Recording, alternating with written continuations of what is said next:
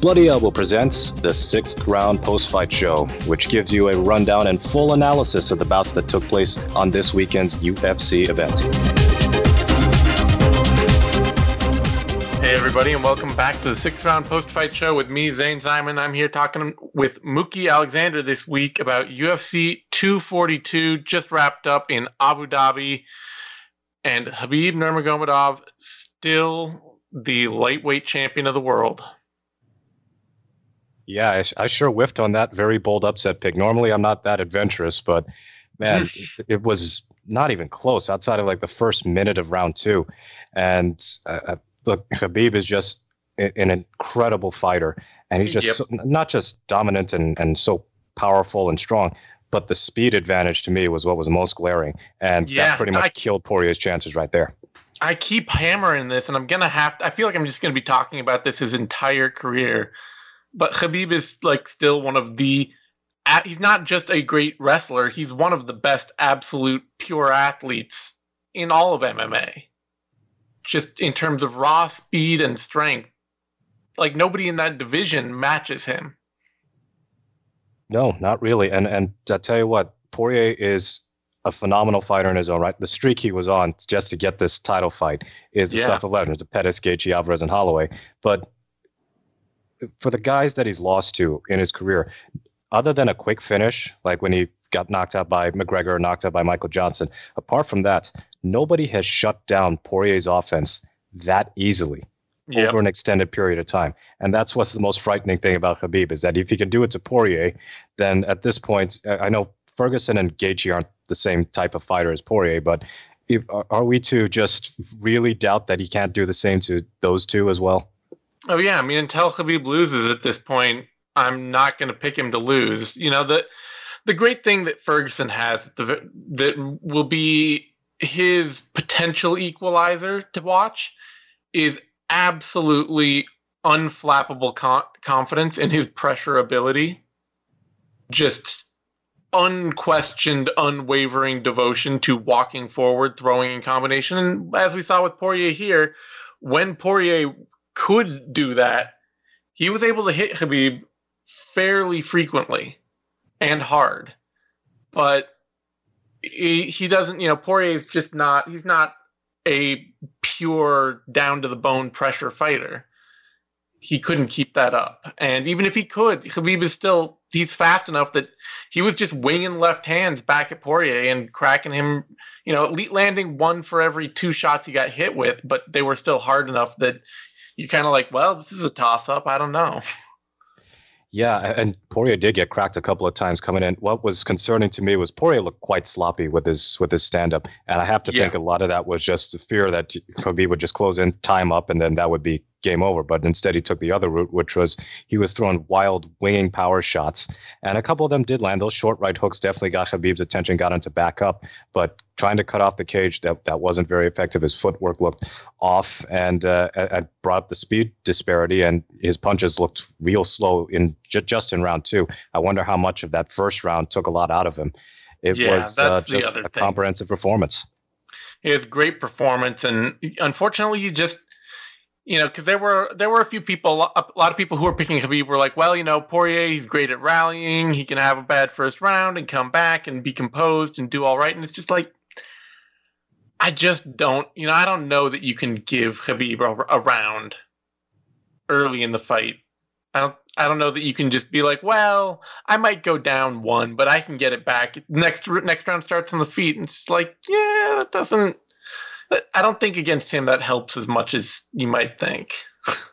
Yeah, and one thing that I believe Phil McKenzie, who picked Poirier as well, so just for good measure, you can go beat up on Phil McKenzie as somebody who actually knows jack shit about MMA. But in all seriousness, he did have a good read on Poirier's history of opponents. Not one of them, I mean, he's fought a surprisingly low number of pure grinders and wrestling-centric fighters. Mm-hmm. So, like, Holloway and Gaethje and Pettis are not going to be selling out for takedowns at any point in time. So you would basically be basing your Poirier history on Eddie Alvarez in really the first fight, Alvarez was turning things around on him before the illegal knee. Jim Miller is not a grinder type, but in that fight, it was majority decision. Jim Miller was able to kind of take it to Poirier late on, from what I recall. And other than that, it's kind of like a host of guys who are willing to throw down with him, or guys who've got pretty clear exploitable tendencies. Jonathan Brookins, you got to really go as far back as possible to find somebody who is, not really likely to strike with somebody, and that's Jonathan Brookins. So during this run, that is a big caveat to make, and Khabib is just a cut above the rest when it comes to how his strength, his grappling, his wrestling, his chain wrestling specifically. And you can't break free from that grip. You cannot break free from his grip at all. He's always a step ahead of you. No, and that was one of the things that kind of swayed my pick towards Khabib, especially too, going in here, was just, it's not, not only has Poirier not fought a who's who of grinding wrestlers, but he's given up regular takedowns throughout his career. Just, like he gave up a takedown to Anthony Pettis. He gave up takedowns in both Eddie Alvarez fights. I know Alvarez is a pretty good wrestler, and Jim Miller. But then you go back to, and like Diego Brandao, Cub Swanson hit 2, Chan Sung Jung hit 4. And I realize you're going back a ways, but it's, across his whole career, it's just been a lot of different people have had a lot of different kinds of wrestling success against Dustin Poirier. Yeah, and it's unfortunate for him because obviously he was emotional post-fight, but Khabib is Khabib, and the lightweight division has been an extremely hard one to just completely dominate. Nobody in that division's history has defended that title more than 3 consecutive times. So Khabib is at 2 right now, and you would think that Ferguson, you have 2 of the 3, Ferguson, Gaethje, McGregor, he's not really my thoughts right now, but 2 of those 3 would be up next for him. So can he actually make history and actually get 4 successive title defenses? Because I really would not pick McGregor to beat him in a rematch. Ferguson and Gaethje would be a bit different, but Ferguson, you mentioned how incredibly confident he is at all times. His recklessness is simultaneously one of his greatest traits and one of his worst assets. If he ends up being aggressive in guard and it keeps failing on him, Khabib is just going to pound his face in. Yeah, I mean, it's hard to forget how much success Kevin Lee had in the opening round of their fight, and the fact that Ferguson, as a very confident, very aggressive fighter, he tends to give away a lot of early rounds because he's just willing to push in and create action and see what happens, and then try to get reads out of the fight as he goes on. So, like I said, I don't think you can really give up an early round to Khabib Nurmagomedov and then fight your way back out of it. He's not Kevin Lee, Yeah, it's look, Poirier basically gave him the exact fight he wanted, which is what I had feared. And as soon as that happened, you figured it's an uphill battle from the start for Dustin because the volume wasn't there early. He was a feel-out process, throwing kicks. But once he backed himself up towards the fence, Khabib is a much less effective wrestler in open space, and we've noted that several times over. But if you get that quick shot and you allow him to chain wrestle and you have the fence aiding you, then you basically don't have a prayer. Yep. Yeah, just not, real rough for Poirier. Exactly the fight he didn't need. But at the same time, and I hate to, as somebody who does like our post-fight matchmaking column and all that, I hate to kind of throw fighters in off the same card. It always feels lazy. But it does really feel like you could just whip right around and have Dustin Poirier versus Edson Barboza. Yeah, but it would be a super entertaining fight. And then the other part of me is going, can Edson Barboza please have a significant step down in competition? Because the fights that he's been in, even other than the Dan Hooker fight, and he still took some shots there, it has just been him getting beaten to hell, or in this case, having a back and forth war. Let's talk about that Felder Barboza bout. I didn't score it for Felder. I don't think a lot of people did. I think the majority felt Barboza won that fight. I'm not really mad about it, though. The scores themselves were wild. 27-30, 30-27.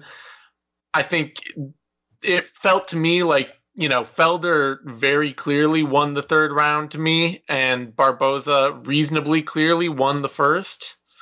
So the idea that you get 27-30, 30-27, I'm not great on that. But I can't be mad about Felder getting an incredibly tough decision win there. Yeah, I'm extremely happy for Paul Felder. I did score the fight for Barboza, but I can understand scoring at 29-28 Felder. I do not understand 30-27 in either direction. And if you're going to give a 30-27, Barboza would have the stronger case on the basis of giving him round 1, edging him out round 2, and then he did close out round 3 pretty well, but I thought Felder still clearly won the third. Yeah, I mean, you can. This is one of those fights where you can honestly look at the stats and see exactly why it was a split decision, why it could go either way, and how it absolutely should have been scored and not 30-27 either way. And round 1, Barboza landed 24 significant strikes to Felder's 13. Round 2, Barboza landed 21 to Felder's 20. And round 3, Barboza landed 15 to Felder's 23. It's just like, each guy has one definitive round, a very close split round in the middle where Barboza got a takedown and maybe landed a few more total strikes, but also got split open, and Felder had an armbar attempt. And you have the makings of a totally fine, close decision with some wonky ass scores. Yeah, and I thought that Felder had the right idea for his game plan, and he basically stuck to it. He did pressure Barboza a lot more than he did the first time around, and we know how Barboza reacts when it comes to dealing with pressure. And I thought Barboza actually did well dealing with that pressure in the first couple of rounds. He was landing some great counter shots, and those kicks were just absolutely brutal. And Barboza was also ripping Felder's body. In fact, Felder said that he was getting hurt to the body because, to me, he must have a granite chin. He's got one of the most incredible chins in MMA right now because Barboza was lacing him up with big shots, and he just took that all fine. Felder, as ever, was throwing pretty much everything with maximum power. And as the fight progressed, you could sense that Barboza was starting to wane a bit from all that pressuring from Felder, and Felder's boxing combinations were working more effectively. But Barboza is about as dangerous a man as you could possibly get for somebody who could ever be starting to fade or getting badly hurt. He's just like one strike away from turning your lights out or turning the whole fight around. So the second round was, to me, the one that decided the fight, and it all depends on how you can score Felder's work off of his back, because he had an armbar attempt. He had the elbows after being taken down, the elbows that cut Barboza open.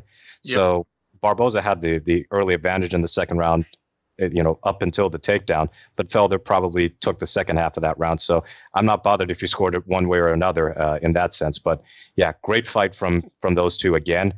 Barboza may be a little unlucky, but for Felder, boy, I think we're starting to see Felder round into shape as a top contender. Not saying the big thing, close.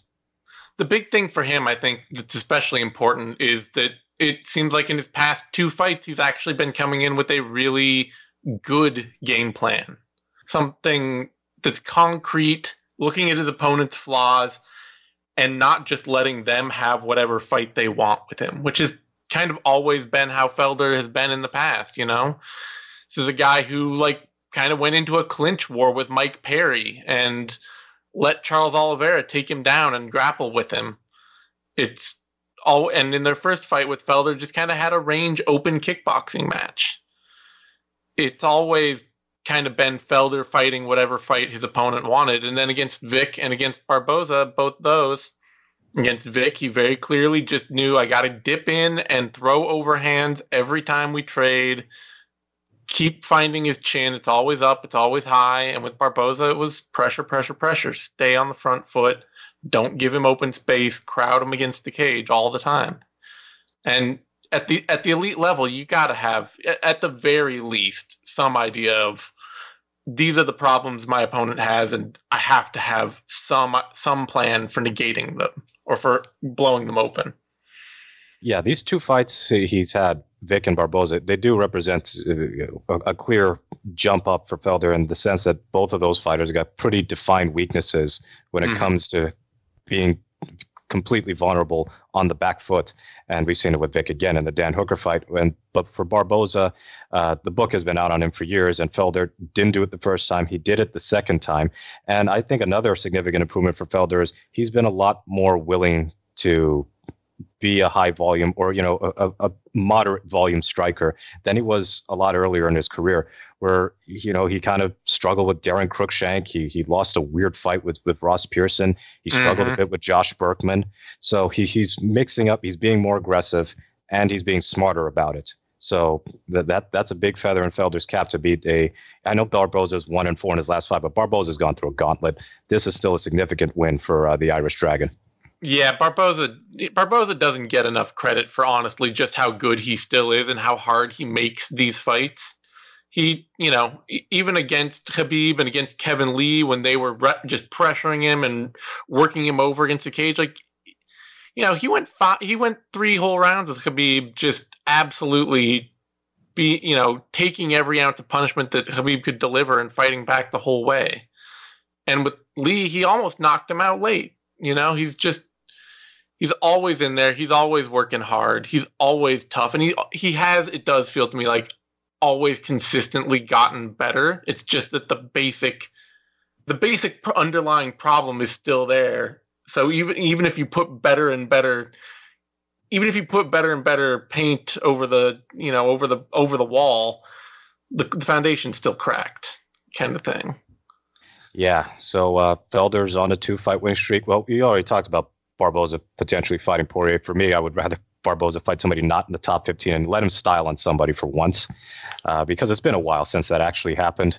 Even the Dan Hooker fight was, as I said, a bit grueling, even as that was kind of a one-sided beating as the fight progressed. But what about for Felder? I mean, a couple of those guys at the top are kind of locked into other fights. So what do you see for Paul?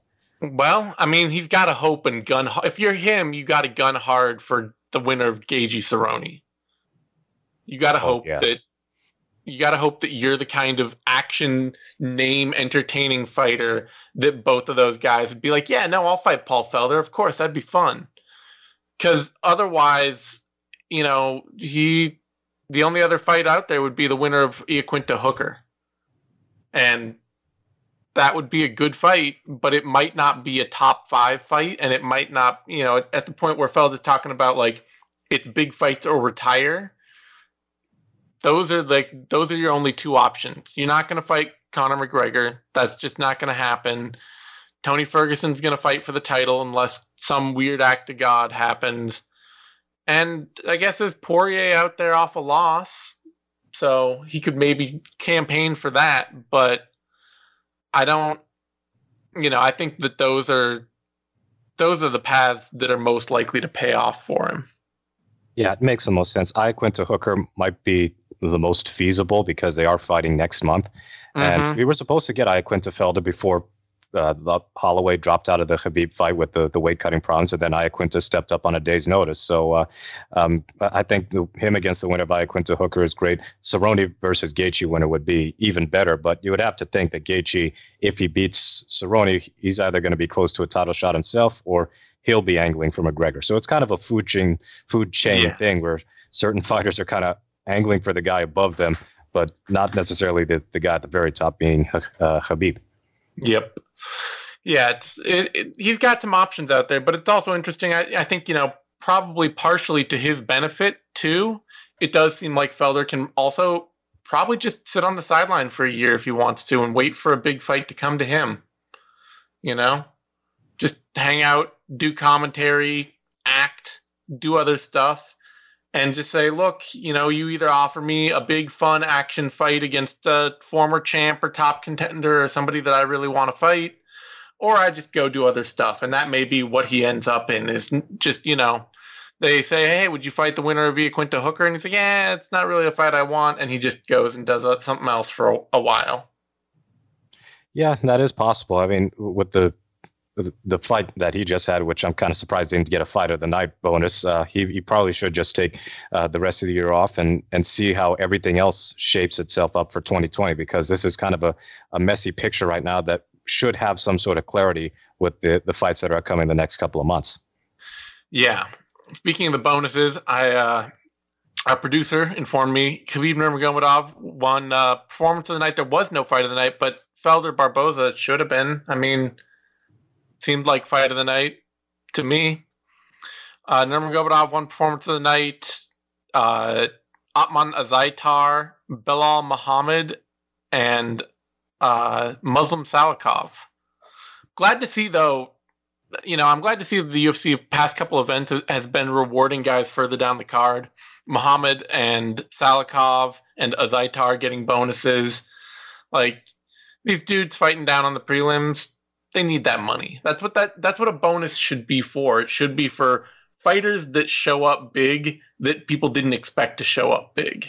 Yeah, agreed. Like, you could have given Felder, Barboza a bonus, but given up 4 performance bonuses and 3 of them going into the deep on the prelims, I don't have too much of an issue with that, especially since those were deserved bonuses. Yeah. Yeah, we'll get to that Atman Azaitar fight in a bit, but man, he knocked my doppelganger out into the next universe. It felt like somebody walked over my grave. I'm not going to get that image out of my head now. If Cyril Asquer is Conor Rebush, the French version, Timu Pakalan is finished Zane. Yes, there we go.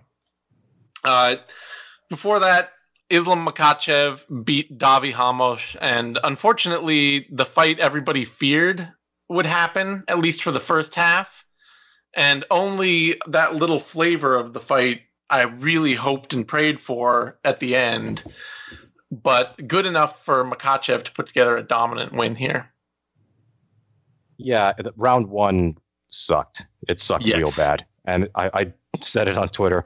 That's exactly the type of fight I want to see. 2 grapplers just throwing single strikes at each other. And it did pick up a bit in the second and third round. Makhachev got hurt with a jab in the second. He got caught coming forward, and it was a good counter. But Ramos, again, and it's been brought up in the prediction show, and I think you guys might have brought it up in the vivisection. Ramos throws just with reckless abandonment if you're Dominic Cruz. And it's like he's not looking at what he's throwing. A lot of wild swinging shots, and it probably drained his gas tank as the fight progressed.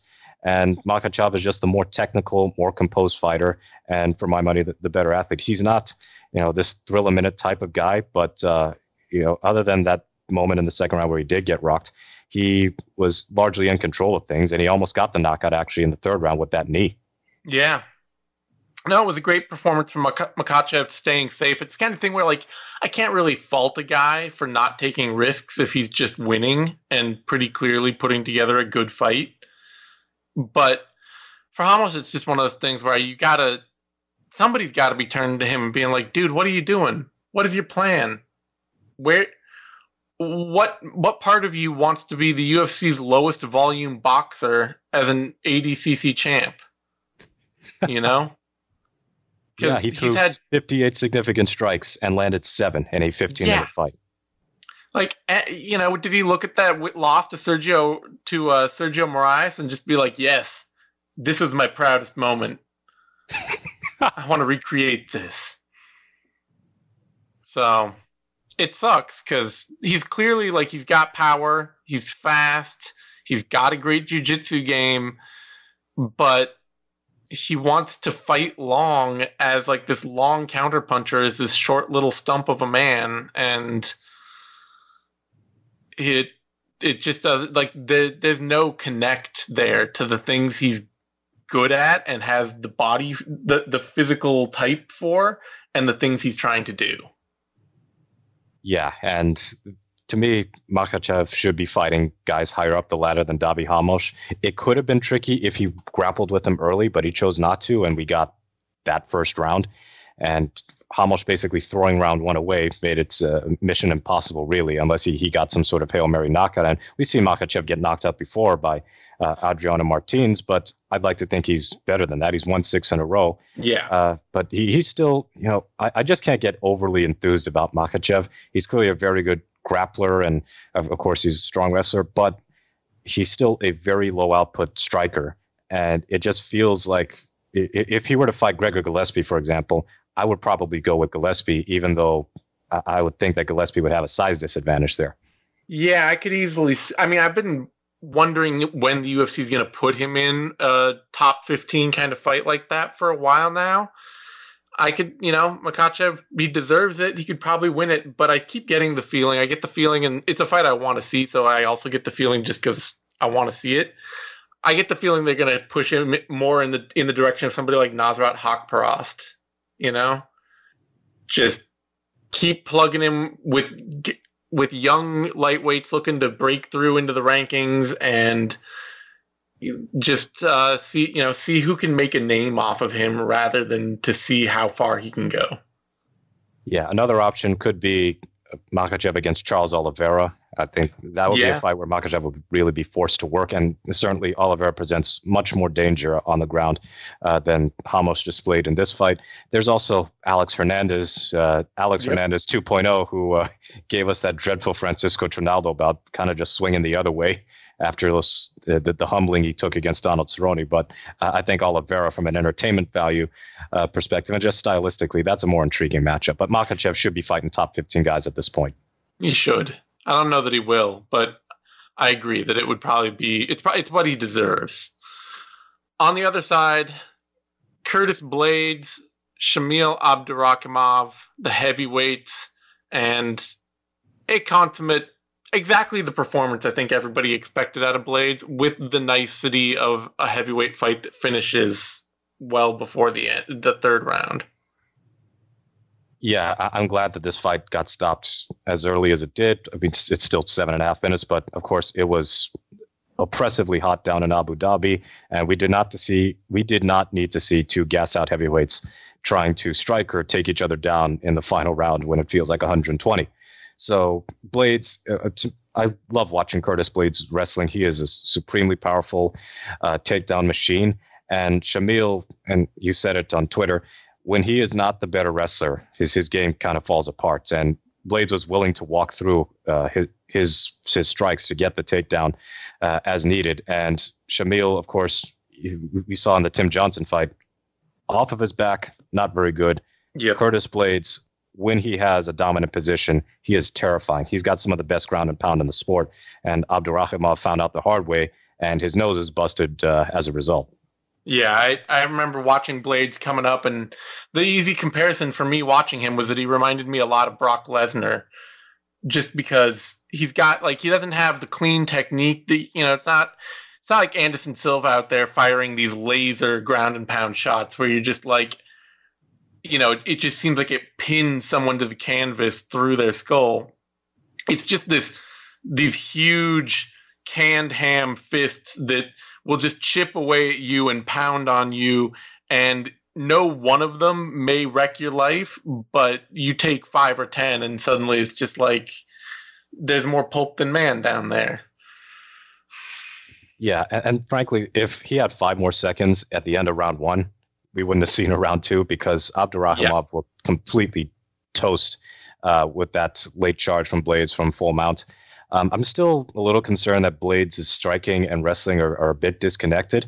Mm-hmm. But really that's part of why Francis Ngannou was able to beat him twice now and able to stop him in 45 seconds just last year. But there are very few heavyweights who can withstand that type of sheer power and determination out of Curtis Blades. And he does, he sets up his takedowns quite well, I still believe. Yep. And of course, it's a variety of takedowns, whether it's just a regular blast double or if he's just going to suplex you. He's got a lot of tools to be a future title challenger. I mean, he's ranked number 4 already. Yeah. And it would take, 1 or 2 more wins for him to get a title shot at this point? Yep, pretty much. I mean, it would be interesting to see if he could take on like Junior Dos Santos, or I don't know what's up with Alexander Volkov. There were some rumors going around when his last fight fell apart that he'd failed a drug test. But if that is the case, he must be in negotiations with USADA, because there's never been an official report on it. And there's been some rumors now that JDS and Volkov may be set up to headline that UFC Moscow card later this year. So more likely is probably Blades gets the winner of Derek Lewis versus Blagoy Ivanov. Yeah, and ideally it's Ivanov, because Derek Lewis is like a stylistic layup for him. Unless of course Derek Lewis says Derek Lewis things. We can't rule that out. Yeah, we cannot rule out Derek Lewis just laying on his back for 4.5 rounds and then getting up and melting Blades with one huge wild overhand. Yeah, that would be an extremely heavyweight thing to happen, and really the options are not plentiful for Blades because he's not going to get the next title shot. At least I don't think. No. I doubt Daniel Cormier is getting out of bed to fight Curtis Blades and use up one of his last fights of his career if he does continue to fight. Yep. We've already seen him lose to Ngannou twice now, so that's out of the question for a while. Then there's Dos Santos, and of course there's the Volkov rumors there. Derek Lewis fighting Ivanov, so that could be a possibility. He already beat Overeem. Forget about Cain Velasquez anytime soon. And then he just beat Shamil Abdurakhimov. And then you go down the list and you're going with the Walt Harris's, and Harris is fighting Overeem anyway. Olenek, Tuivasa, Tybura. So Blades, again, on the cusp of a title shot, he has few options, but those few options can get him there. Yeah, fortunately for the UFC, at least, he sounds like he's just ready to fight whoever the UFC puts him against. So, Willis gets a win over Overeem, or Ivanov, JDS winner, whatever. He's, it sounds like they'll just book him and he'll show up. So we'll probably see him in a functional top ranked heavyweight fight, but maybe not a thriller. Yeah, nothing to get super excited about, but still, I like Curtis Blades. He's still a young fighter, and we're talking about up and coming talent. He's 28 years old. At heavyweight, which he's got a pretty good resume going for him. Yeah. 28 at heavyweight is basically being a child. Yeah, he might as well have the diaper that Junior Albini wears. That's right. Before that, lightweight bout, Carlos Diego Ferreira, or just as the UFC calls him, Diego Ferreira, against Mairbek Taisumov, and what a career performance from Diego Ferreira. Just absolutely could not have turned in a better fight, especially after a bad round one, where it looked like round one was exactly the fight I expected, where Taisumov just landed these brutal counters, dropped Ferreira for a moment, looked like he was lighting him up every time Ferreira stepped forward, and Ferreira just never stopped pushing forward. No, I think we were all shocked by this. This felt like the most lopsided, easiest fight to predict on the entire pay-per-view main card. Mm-hmm. And it looked that way in round one when Ferreira got stunned. I think it was a left hook, and he was on skates. He did recover quite well, but the book on Ferreira is, he's a very aggressive pressure fighter, and he's willing to strike with you and willing to brawl with you, and that just felt like suicide against somebody like Taisumov. But he weathered that early storm, and Taisumov was pretty badly gassed once round two came along. And Ferreira just kept on the pressure. He was landing great shots in combination. He went to the body. He got some solid knees to the head. He rocked him with a head kick at least once. Taisumov was pretty much out on his feet in the third round, and Ferreira was close to stopping him, but he'll take a 10-8 round any day. Ferreira, it kind of feels like he is under the radar with this 5-fight winning streak, and not against no names either. Yeah, it's a good, he's really put together the kind of record that has solidified him as a surefire action fighter at lightweight for the UFC. But this is the kind of win, maybe this isn't a Dustin Poirier win, but this is very much a Beneil Dariush level win. The kind of thing that a few years ago he just didn't seem like he was capable of getting, and now it's like, well, maybe he's not just an action fighter. Maybe he can make a push into the elite of the division and really be a problem, because he's cleaned up his striking enough to the point that he's not getting hurt that badly, or when he does, he can recover. And then he's still just impossibly high pressure to deal with, because he knows that nobody wants to grapple with him. Yeah, which is go ahead. I was gonna say, which is kind of why you brought up Charles Oliveira earlier as a potential opponent for Islam Makhachev. I would love to see Charles Oliveira fight Carlos Diego Ferreira. Oh, that would also be an absolute banger of a fight. And the third round, Ferreira outstruck Taisumov over the course of the fight 109-51, but in round three, outlanded Taisumov 64-14. So he landed more strikes in round three than Taisumov did in an entire fight. And I don't think anybody saw that coming. That was by far the best performance of his career. And it just goes to show you how deep and talented this lightweight division is, that Ferreira probably won't even be ranked when the next rankings roll out. And he's on a 5-fight winning streak and beating guys like Taisumov. And I know Taisumov has not really been active, but he's still a dangerous fighter. beating Rustam Khabilov and stopping Jared Gordon. He is on a roll, and I don't think he's going to be an easy out for just about anybody once he gets higher up the ranks.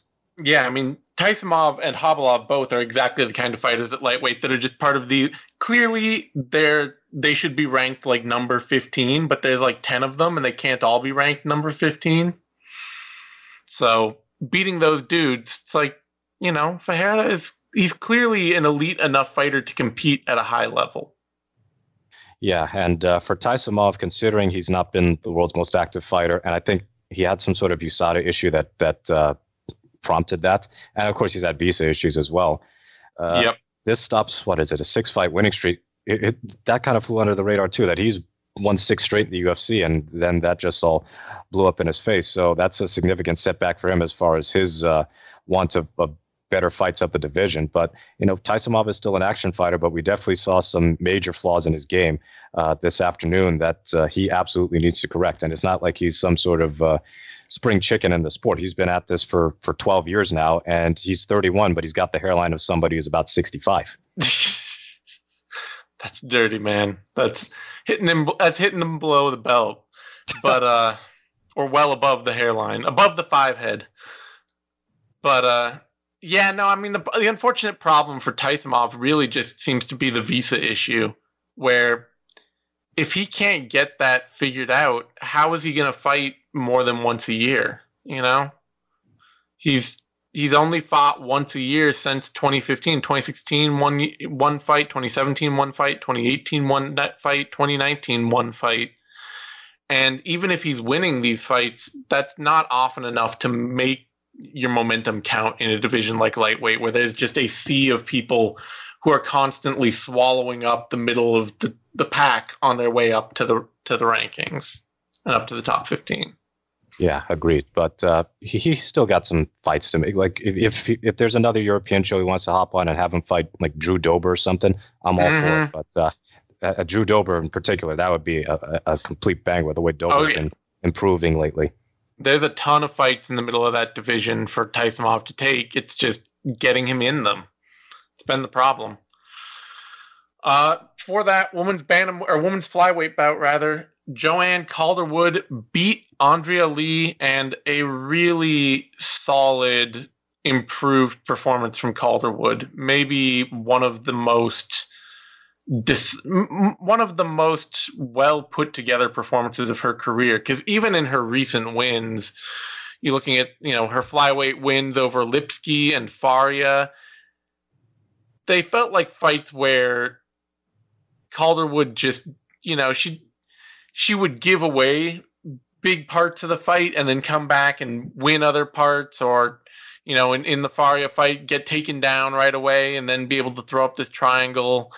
And even going back to like Letourneau and Casey, it's rare to feel like Calderwood ever just has gone out there and taken over a fight and just controlled it start to finish. And against Lee, she just came out there and she made sure she started fast every round, kept her volume high, and threw Lee off with some well-timed takedowns every time Lee started to try to get any momentum back. Yeah, I was surprised. Like I like Joanne Calderwood. Of course, she's such a great personality, but it feels like the universal love of Calderwood has kind of inflated her abilities as a fighter over the years. But this particular performance, because it felt like weird matchmaking to have her coming off a loss to Chookagian and then give her to Andrea Lee, who's been on this impressive winning streak. But Calderwood, yeah, she kept her volume up. She had a consistent work rate that I think tired Lee out. Lee was clearly fatigued at the start of the third round. I actually thought that Lee's body shots were one of the more effective bits of offense the first part of the fight, but Calderwood was really mixing up her strikes well as the fight progressed. It felt like she was headhunting early, but it was great strategy overall. Those clinch elbows definitely caught Lee a couple of times. The takedowns were well timed, and she wasn't in deep trouble even when Lee took her down. She got taken down off a caught kick at the end of round one, and Lee was in side control, but Calderwood, she wasn't getting beaten up with big ground and pound or anything like that. So Lee probably took the first round, except that one judge who gave Calderwood the first, which is a bit of a puzzler. But the second round, it felt like after Calderwood got up from that last Lee takedown, She took her down one time in each round. So from that one takedown in round 2, Calderwood started to really pour on the pressure, and Lee, whom I think is an improved counter striker, she really had problems with Lee Calderwood's range and just the consistent variety of offense that Calderwood was presenting, whether it was the elbows or the jabs or those front kicks or those body kicks. And it just kind of flustered Andrea in ways that we've not seen her really flustered at any point in time in her UFC career. Yeah, no, I think especially too the snapping front kicks to the body seemed like they really took a toll on Lee when Calderwood would just like throw a 1-2 and start with a low kick, throw a 1-2, end with a body kick, or just jab, body kick, kept just touching her and poking out and hitting the base of the stomach, like right in the gut with front kicks. And by the end of by the third round, every time Lee would get hit in the body, she'd double over a little. She'd start to hunch a little. And it was just, I think it really wore her out. So great performance from Calderwood. She talked about wanting a title shot or being one fight maybe from a title shot. That could be unfortunately for her, I think Chookagian Maia is probably set up to be the next challenger, but it's nothing to say that Lee couldn't fight Liz Carmouche but Calderwood couldn't fight Liz Carmouche or the winner of I versus Vivi Araujo sometime in the near future. Yeah, probably the Araujo winner would be preferred, because we know that I don't think they want to put Carmouche in any fight involving title implications anytime soon after that disaster last month. No. Yeah, not a chance. Carmouche Calderwood would be a pretty unfun fight to watch, whereas especially if Vivi Araujo beat Jessica Ai, then a fight with Joanne Calderwood would be a lot of fun. Yeah, and I must admit, I thought that Andrea Lee was on such an impressive run that she could have been the fighter most likely to at least be semi-competitive with Valentina Shevchenko, but obviously that's got to be a pump the brakes moment. And yes. I thought that Lee would have a significant strength advantage on Calderwood, but that evidently wasn't the case. And I think that's a big credit to Calderwood, who she has improved her game, but it just felt like, and as you said, there have been moments where she's just kind of given sections of rounds away or given entire rounds away, which is what she did in the Chookagian fight. I mean, she basically threw nothing of consequence in a pivotal final round. And I can't remember the scores exactly, but I believe that cost her the fight. But here, she never really let her foot off the gas pedal. And that's been something I've been wanting to see out of Calderwood on a more consistent basis for a long time now. So great win for her. And yes, flyweight is a nascent division, women's flyweight that is. So yeah, she's on a one-fight winning streak. They're not going to give her a title shot out of that. But if she wins her next fight, and it is against, say, the Araujo winner, then yeah, I'd certainly rather see her in a title fight than Chookagian throwing at air and landing nothing against Shevchenko. Yeah. Well, we might see that anyway, but we'll see. Jennifer Maia, you are our only hope. Please make weight and beat Chookagian. All right. Before that, Zubair Tukhugov, Lerone Murphy. I got to say, I'm really impressed by Murphy here. He looked every bit like the overwhelmed can crusher that I kind of thought he would look like in this fight to start, and then showed why he's a great prospect after that by fighting really, really hard and absolutely exhausting Zubair Tukhugov. Yeah, this kind of had some elements, much like Taisumov. Tukhugov was spent after the first round. Now, of course, he almost knocked Murphy out in the opening round, much like Taisumov had Ferreira in trouble in the opening round. But this one was closer to being stopped because I think it was a left hook that Murphy got caught with. And then Tukhugov just unleashed a barrage of right hands and was really going hard for the finish. And to Herb Dean's credit, he did not prematurely stop this fight. He didn't make any screw-ups. In fact, he had a pretty good evening overall. But I have no issue with the draw. I think round one, it was a justifiable 10-8 because of how close the fight was to being stopped. And then the last two rounds, Tukhugov got some takedowns in, but he did close to nothing with them. And if you're going to value, and I think a couple of the judges did a good job of doing this, if you're going to value offense, effective offense, damage over position, damage over just takedowns with nothing else but control, Murphy had the better offense of the two by far. Yeah, no question. So I'm really pleased with the scoring. I mean, obviously it was a I'm not super pleased just because it was a split draw where one judge saw it one way, one judge saw it the other way, and then one judge actually scored it right and got the 28-28. But, first round, when Tukugov hit Murphy with that shot, it looked like the lights went out for Murphy. Like, he dropped in kind of slow motion. He had his hands up, but it looked kind of like that the hands just go up automatically, not really sure what's going on. And Herb Dean let it go, though, and he recovered really well. And yeah, Tukugov, maybe, I kind of felt like while he trains with Khabib all the time, I can't imagine they're letting him take it easy in the wrestling room and he won't be ready for this fight or something. He's going to, even after all this time on the sidelines. But it could also just be that after all that time on the sidelines, he wasn't ready for 3 hard rounds in absolutely grueling heat, and that caught up with him. Yeah, I mean, the only fights that he's had recently would be when he took a shot at Conor McGregor in the post-fight brawl. So, yeah, he's taken it's not taking an L, but again, we would consider this 2 non-wins over the last few months for him. Yep.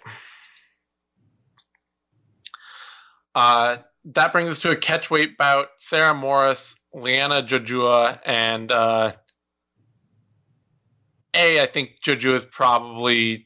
I don't actually know how to say that name. Am I even close? I think you're close. I think Liana Jojua. Jojua, yeah, okay. I think she's probably a natural flyweight and should not have been fighting at bantamweight at all. But B, like, with Morris missing weight, it just...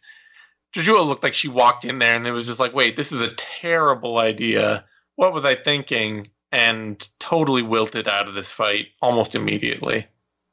Yeah, this was, I wanted to say, a job-saving win for Sarah Morris, but she fought out her contract, and they're probably not going to like that she missed weight in the first place, so they might just not be signing her even off the win. So that's unfortunate for Morris because she had been on a 3-fight losing streak entering this contest, but she was dominant. Jojua looked like deer in the headlights. She looked nowhere near ready for UFC competition because even though Morris missed weight, she's still closer to the bottom rung of the bantamweight division than even number 10.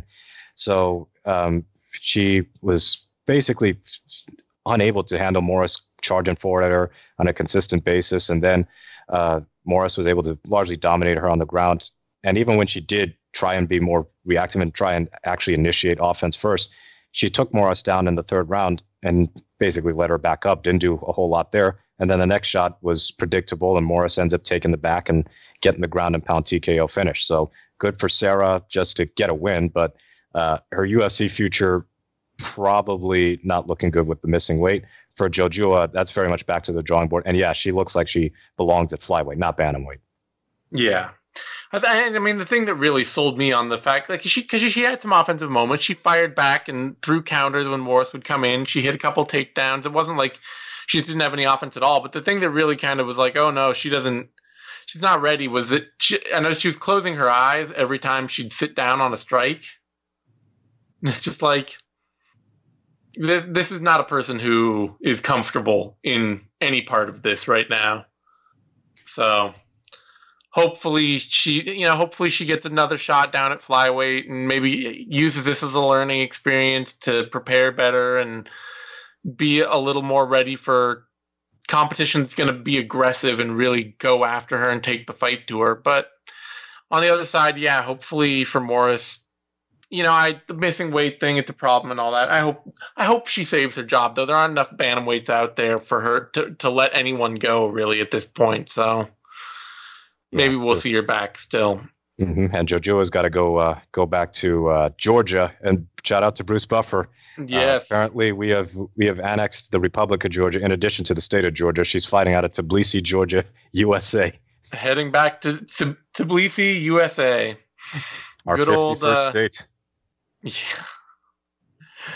Oh, man. All right. Before that, lightweight bout, Atman Azaitar, Timu Packlin. And Packlin got fucking crushed. Oh, excuse me, wait just a sec. Pause.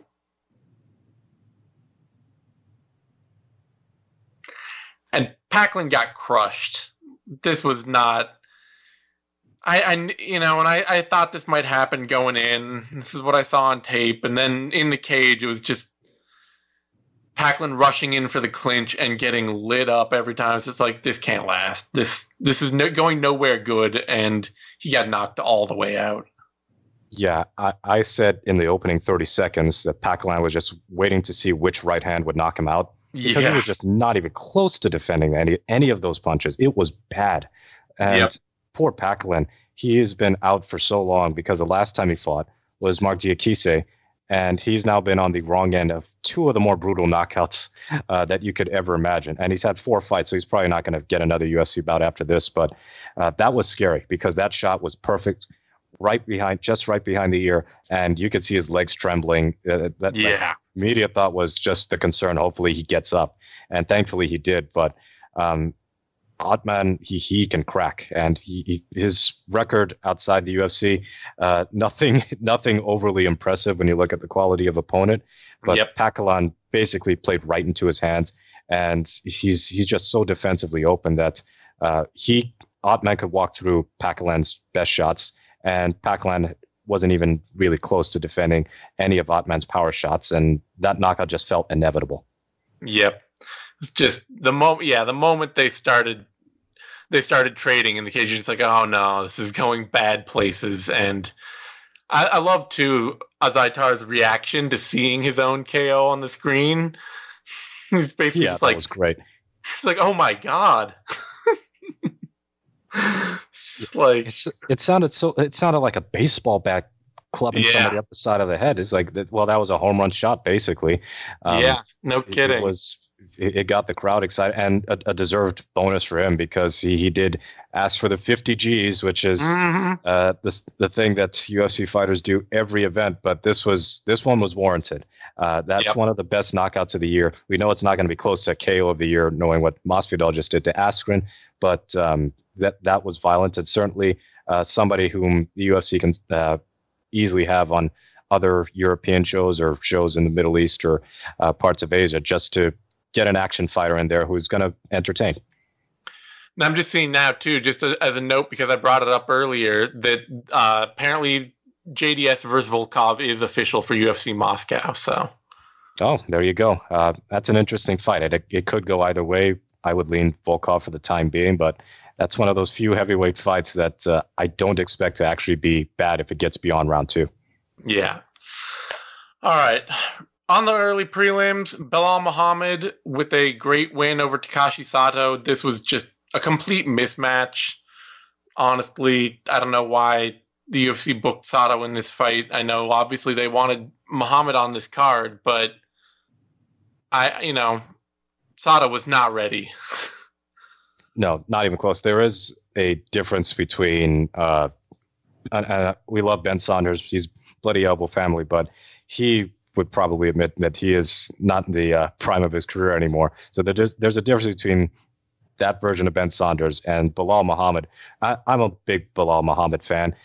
He is, if we like just workman-like fighters, the high-level gatekeepers, I think Muhammad fits that bill. And it's his first ever submission win. He did largely whatever he wanted. It wasn't necessarily the more technical striker in there, but he was at least willing to throw. Sato was pretty inert for a good chunk of that fight, out-wrestled, outstruck, out-grappled, and I'm just glad that Muhammad got the finish, because one of the knocks on Belal is that he's not been a particularly impressive finisher. I think all of his other wins have been by decision in his UFC career, but this one, nice way to take the back and sink in the rear naked choke. Yeah, there's been a lot of talk for a long time about Japanese MMA needing to modernize its training more, or having modernized its training more from the old days, but there's still just this thing with a lot of fighters who come from Japan where they have trouble changing gears or filling space. They tend to either be very like, oh, I'm just wrestling now, or I'm just kickboxing now, or I'm just grappling now, or they tend to wait out large chunks of time and fight at a very slow pace. It just does not fit to winning rounds in international MMA, unfortunately. And I don't think he won either of those first 2 rounds against Muhammad. He had like one semi-decent moment. I think he had a nice trip on Muhammad, and then Muhammad was able to get back to his feet fairly quickly. So it was, like I said, a complete performance by Muhammad. And he called out Li Jingliang. And, Li should probably be getting top 15 fighters. But, hey, technically he's not ranked because the god himself, Neil Magny, has got to take that number 15 spot in the eyes of the rankings panel. But Bilal, to me, is one of those guys, much like Diego Ferreira. He's not going to be an easy out for anybody. So him against Li Jingliang, even if it doesn't have a lot of upside for the Leech, it's still a pretty good competitive fight to make. Oh, yeah. I mean, it's definitely a fight I'd be happy to see. I think that Jingliang probably does deserve something bigger. He might be set up for something bigger, as he's, I think, a bit more of a sort of, he's a premier homegrown talent for the UFC in a major market. So I wouldn't be surprised if the UFC is trying to run Jingliang by some bigger top fights. But at the same time, he's not ranked. And if Jingliang is just like, you know what, I'll fight whoever, then it's always smart for Muhammad to call him out because, who knows, that might make him co-main event at the next time the UFC goes to China. Yeah, I mean, it's not like we would clamor for fighters of Muhammad's stature to end up not calling out a top 15 fighter. No. But it's not completely out of the blue either, the type of fight that he has called out. And he has plenty of good wins on his resume. I mean, Tim Means, Curtis Millender. I thought he looked great against Millender. And the guys he's lost to, like Vicente Luque, who really should have a step up in competition. Alan Jouban, back when Jouban was one of the a fringe contender at that point, or at least a good action fighter. Yep. And that was a short notice appearance for him. He was tough as hell, and he didn't get knocked out. He got dropped a couple of times. And then Jeff Neal, he struggled against Neal, but he did make Neal work at times. So as I said, this is a remember the name fan. He made Takashi Sato remember the name. All right. Earlier in the night, speaking of names and not remembering them, Nordine Taleb is probably going to have several weeks of not remembering who Muslim Salikov was or what may have hit him. Because, man, he too just got knocked cold. Yeah, that was brutal. And you said it. Either Taleb is going to take a decision here or he's going to get caught with something. He's going to get knocked out. Yeah. And that's exactly what happened. And for what it's worth, I felt like he was losing that round up until he was. Anyway. To be fair, he was not on his way to winning a decision either. Salikov, all credit to him, actually came out and led and threw and tried to create pressure and volume and do more than just look for counters. And it worked really well. Yeah, it's the classic staple, the king of Kung Fu, the classic Kung Fu staple of just throw a massive right hand and hope the other guy falls down. And I think Taleb got up quickly. I don't remember if he protested the stoppage, but when your head is dribbling on the mat like a basketball, probably time for the fight to be stopped. And for Taleb, I think most of us picked Taleb to win this fight, but Salikov is a super dangerous fighter just with his prolific finishing record and the power that he possesses. And this feels like a significant step back for Taleb, given that he had been on a decent run as of late, nothing overly convincing. But now, actually, quietly, he's dropped 3 of his last 4. But it's been downhill for him since the Danny Roberts fight. And this might even lead to him getting cut, depending on his contract status. Yeah, I don't know. The UFC doesn't cut that many people anymore, so I'm never too bullish on the idea that they're going to release anyone. But he's been finished now in 3 of his past 4 fights, and that's a rough place to be for a guy who's 38 in a division that's full of dangerous fighters. Yeah. So. But yeah, Salikov. No, he's got that Roy Nelson kung fu. Remember when Roy Nelson would always advertise himself as a kung fu fighter? That's where you learn that right, that overhand right. It's the backbone of the kung fu power. Exactly. He's obviously been taught well by Big Country, and that's right. Hopefully, I think he was been out of action because of USADA suspension for, I believe, a tainted supplement. But it was an overturned USADA suspension. He won his appeal, so. Well, that's good for him. But let's just get him back into the cage more frequently. He's an exciting fighter if you give him the right type of matchup. So welterweight certainly got some guys who could he'd be down to scrap with. Absolutely. Before that, middleweight bout, Omari Akhmedov beat Zach Cummings. Not anything too special. Akhmedov used a lot of wrestling, kept it pretty competitive standing after getting dropped early, and just kind of outworked Cummings. Probably puts him in position for some kind of fight right in the edges of the top 15 at middleweight, since Akhmedov is now hasn't lost in his last 5 bouts since moving up to the division, and only has the draw against Marvin Vettori is the only knock against him lately. Yeah, and this is certainly a better Akhmedov than we saw when he first came into the UFC. Yeah.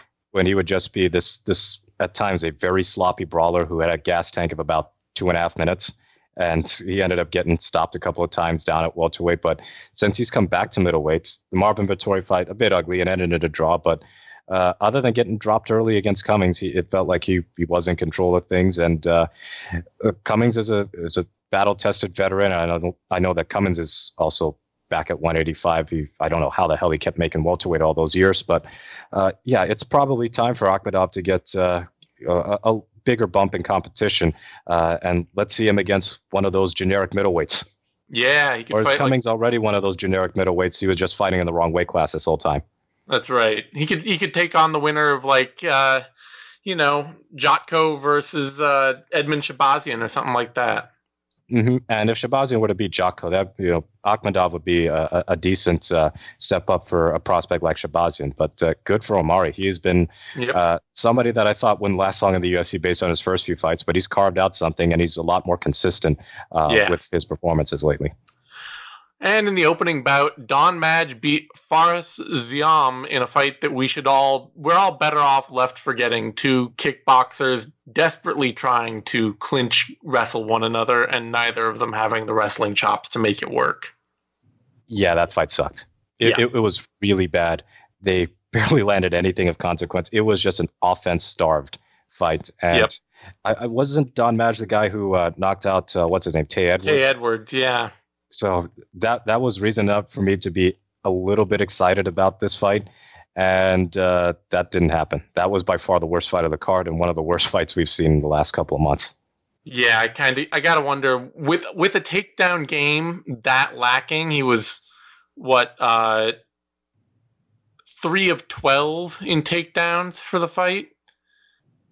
I really gotta wonder what got into Don Madge's head that he needed to go out and wrestle.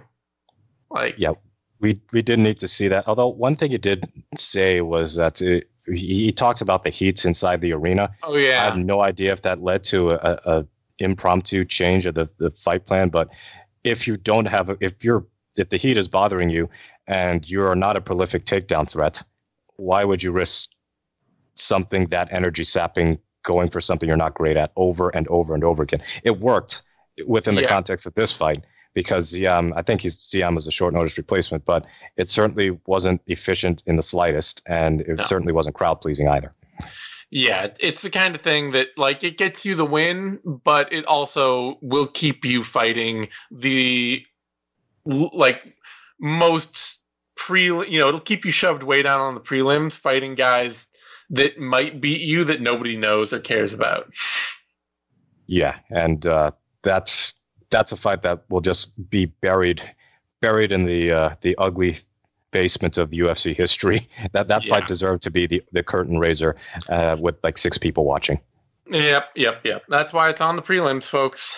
That brings us right back around though to our headlining main event and the lightweight title win for Khabib Nurmagomedov, now 28-0. And just looking as dominant as ever. Fantastic win for him. It's hard going forward to see the fight he loses. Yeah, and it's MMA. It's hard to retire undefeated in this sport. But if you can't really make anybody else he fights at 155 a betting favorite over him, and I thought that the Poirier odds were wide. Well, I'm a dumbass. That looked more than justified. It didn't look like it was a big enough favorite. And it's a great 2 weeks for the UFC as well, because they have clearly wanted to invest on that in that side of the world, Middle East and Asia. They get their first Chinese UFC champion in China. And then this was clearly a pro-Khabib crowd. And Khabib ends up delivering the goods and getting a finish in the process. And I think that will help raise his profile. The only downer, of course, is seeing Ramzan Kadyrov there, cheering him on, the fact that he was even there in the first place. But from a fighting standpoint, good for the UFC, good for Khabib, and a pretty entertaining afternoon of fights. I'm advocating for more daytime pay-per-views. Buy rate be damned. Yep. It's true. I mean, hey, if the UFC's making bank on every pay-per-view, whether it sells a ton or not, make them at make them all start at 10 a.m. Just get my evening free. All right. On that note, we're going to wrap this up. You can find me on Twitter at Zane Simon. You can find Mookie on Twitter at Mookie Alexander. I never outro with you because we don't do shows, so I keep forgetting your Twitter handle. That's okay. I'm quite forgettable as is. No. And you give us a like, subscribe to our podcast feed, Bloody Elbow Presents on SoundCloud, YouTube, iTunes, Spotify, Stitcher, all that stuff. We're trying to be everywhere as best we can. Pay attention, watch out for our other shows, Pull No Punches, Mookie Crookie Show, the Level Change Podcast, the Vivisection, of course, Care Don't Care, all that good stuff. Thanks, everyone, for tuning in, and I will see you back again next week for UFC Vancouver, Gaethje versus Cerrone, most likely with Eddie Mercado, who was in Abu Dhabi for UFC 242 this week, so he couldn't join me. Thank you for listening to this Bloody Elbow Presents production. To check out more of our content, hop over to the MMA-Nation SoundCloud and iTunes pages, and you can also subscribe to our YouTube channel, which is simply titled Bloody Elbow Presents. We are also on Apple TV, iHeartRadio, Stitcher, Spotify, Google Play, TuneIn, Overcast, and Player FM. Just look for Bloody Elbow Presents, MMA Nation, or MMA-Nation for brand new shows 7 days a week, including Fighters Pick Fights, exclusive fighter interviews, Care Don't Care, the Mookie and Crookie Show, the Pull No Punches podcast, the MMA Vivisection, the Level Change podcast, the Sixth Round Post-Fight Show, and more. You can follow us on Twitter at Bloody Elbow, on Facebook at facebook.com/bloodyelbowblog, and of course on bloodyelbow.com.